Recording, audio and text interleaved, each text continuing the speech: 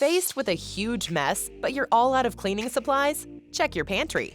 You may know of baking soda and vinegar as helpful cleaning agents, but how about ketchup? Here are 5 surprising cleaners and how you can whip them out to save the day. 1. Ketchup.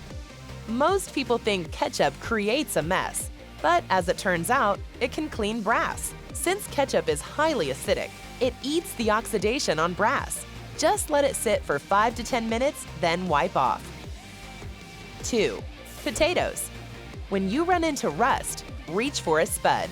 That's right, potatoes contain oxalic acid, and rubbing them on rust breaks it down. 3. Mayo. You can use mayonnaise to remove white rings on wood furniture. Simply smear on a dollop of mayo to cover the area and let it sit for an hour.